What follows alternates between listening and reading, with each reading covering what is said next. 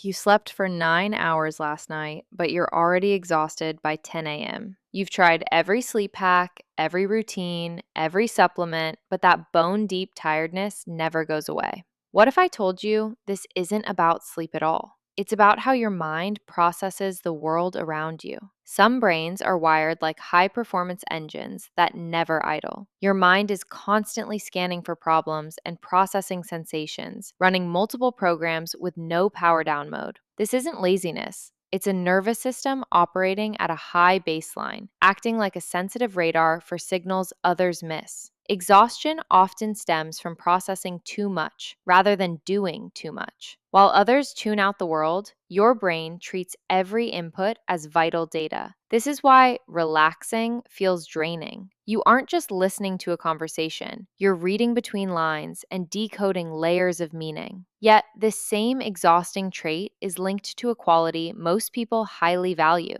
Intelligence and creativity aren't magical gifts. They are tied to the same neural wiring that leaves you exhausted. Your hyperactive processing system, which makes simple conversations tiring, is actually a sign of enhanced cognitive flexibility. While others shut down mental processes easily, your mind maintains cognitive openness. The mental chatter that drains you is actually your brain cross referencing information to create the novel connections and insights that others miss. This is why you have breakthroughs during mundane tasks. Your mind never stops processing patterns and possibilities. The same sensitivity that makes conversations taxing also allows you to notice nuances and solve complex problems with unconventional approaches. Highly creative people are always on because their brains refuse to filter out irrelevant information, collecting raw material for insights others miss. The exhaustion you feel is the tax for a brain that processes the world in richer, more complex ways. This creates a frustrating paradox. Rest feels impossible, even when you need it most. The paradox is brutal. The more exhausted you are, the harder it is to rest. When you collapse into bed, your brain kicks into high gear, replaying conversations and planning tasks. This happens because your nervous system maintains heightened alertness all day, leaving you overstimulated by evening from hours of continuous background processing. When you try to wind down, your brain goes into overdrive sorting information, like a computer running heavy system updates right as you're trying to sleep.